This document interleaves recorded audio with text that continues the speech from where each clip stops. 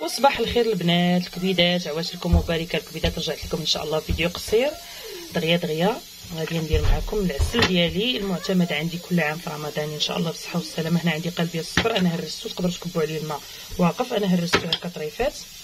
ناخذ جوج عويدات ديال القرفه، واحد 3 ديال طرونشيات ديال الليمون، مندالين ولا الكبير، حامضه قطعتها حتى هي طريفات، كبوا عليها جهه الايطر ونص ديال الماء، سدوا عليها بالكوكوط ونخليوه حتى يطيب مزيان مزيان ويتعسل، ونزيدوا عليه واحد الاضافه غادي نوريها لكم حتى الاخر. وانا معكم هنا الكبيدات عمرت عليه الماء، غادي نسدل عليه الكوكوط مزيان،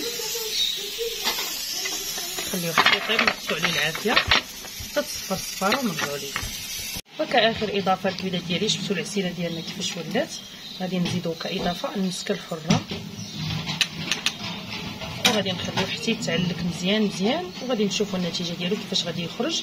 جربوه في المعسلات ان شاء الله ديال رمضان، وتسناوني في فيديو جديد نشارك معكم المعسله ديالي ديال هذا رمضان ان شاء الله بالصحه والسلامه والعافيه. غادي نخليوه ديك المسكه الحره مع العسل حتى يتعلك العافيه النيله ونرجع لكم. واخيرا العسيله ديالنا الكبيدات خصها تكون بهذا الشكل من بعد ما زدنا عليها المسكه الحره. شوفوا الليمون كيفاش كيولي، كتخليوه حتى كيولي العسيله ديالنا بهذا الشكل. غادي نعصروا مزيان هذا الليمون هذا نحيدوه، والحامض والقريفه، والعسيله ديالنا كتكون موجوده. استعملوها في اي معسله ديالكم ديال رمضان ان شاء الله بالصحه والسلامه وبالعافيه وبطولة العمر. وبقاو معايا ان شاء الله فيديو جديد ديال المعسله ديالي ديال رمضان. عشيه مباركه. ورجعت لكم الكبيدات ديالي نشارك معكم واحد المملحه سجلوها عندكم، ها هو رمضان على الابواب بالصحه والسلامه والعافيه. خبيزات معمرين بحشوه لذيذه وسهله.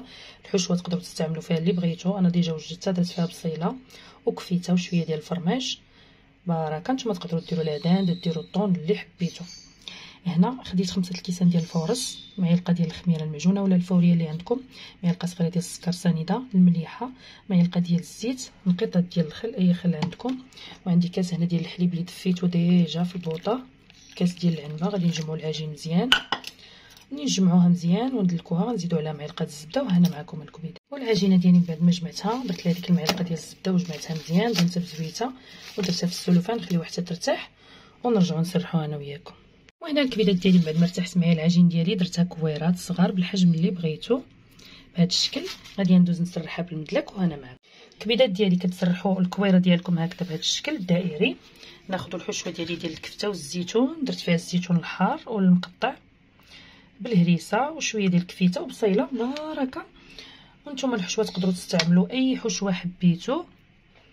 وغادي ناخذ الفرماج ديال الساندويتش نديروه هنا ونجمعوها على شكل خبيزه. وهنا معكم، وهذه هي الخبيزه ديالي الكبيدات. من بعد ما كتجمعوها هكا كتضغطوا عليها بالصبيعات واحد شويه، غادي نستمر حتى نكملهم ونرجع لكم. ايوا الكبيدات هادو هما لي برغر ديالنا معمرين، هما خبيزات معمرين من الداخل، عوض نحلوهم ونعاودوا نعمروهم. انا درت العماره باش توفر عليا التعب، وحتى في رمضان ان شاء الله توفر عليكم التعب. خليتهم ارتاحوا واحد شويه، تستعملوا بالمدلك تديهم واحد شويه وتجيبهم غير واحد شويه، ما تضغطوش عليهم بزاف، تخليهم حتى يرتاحوا. غانا غطيتهم بالسلوفان، غادي ندهنهم بشويه ديال الحليب، اللي بغيتو دهنوهم بالبيض اختياري، انا غندهنهم غير بحليبه. اللي عنده الزنجلان يديروا البافو اي حاجه يزين بها. انا عندي ما متوفرينش عندي دابا الطبقه ما تقضيتش، عندي غير لا شابلور غادي نزين بها. تعطينا منيضر هكا.